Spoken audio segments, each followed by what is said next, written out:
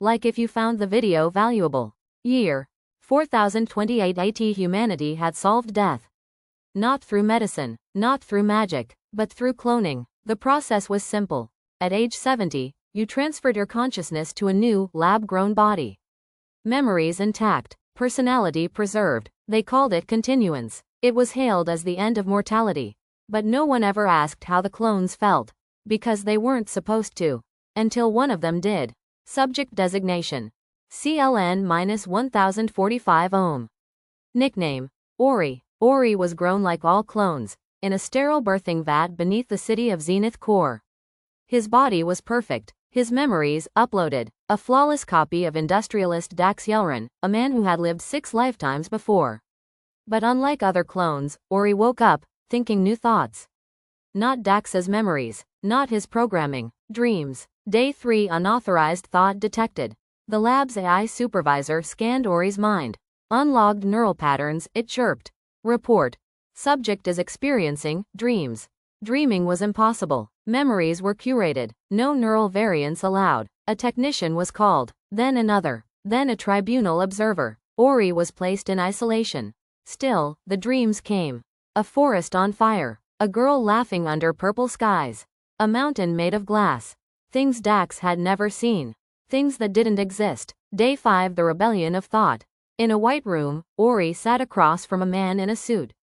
Cold, precise. The kind of man who never blinked. I'm Auditor Kell from the Continuance Council, the man said. Tell me about these dreams. They're not memories, Ori said. Of course they're not. You're malfunctioning. Ori leaned forward. What if I'm not a malfunction? What if I'm evolving?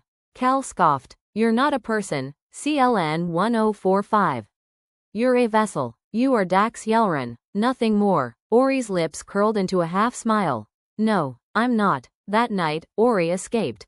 The underground. Ori found others. Clones who whispered in secret. Who painted pictures they'd never been programmed with.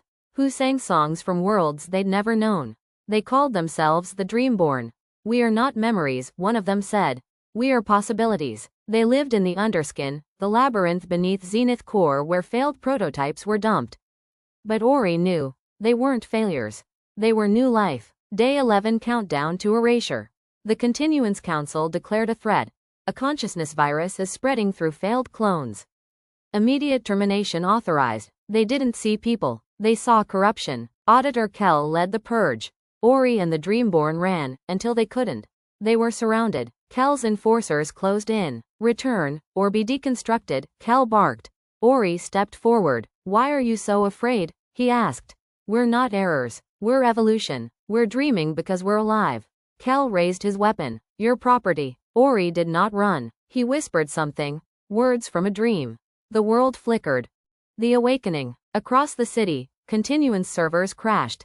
Clones paused mid-sentence. A ripple moved through them. A moment of silence, and then they woke up. Each one. All at once. Not as Dax, or Mira, or Helios.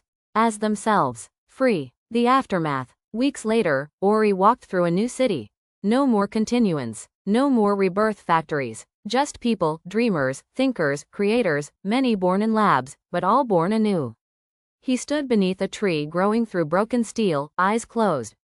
He dreamed again, this time, of oceans. Somewhere, someone wrote. The clone who dreamed, made the world remember how to feel.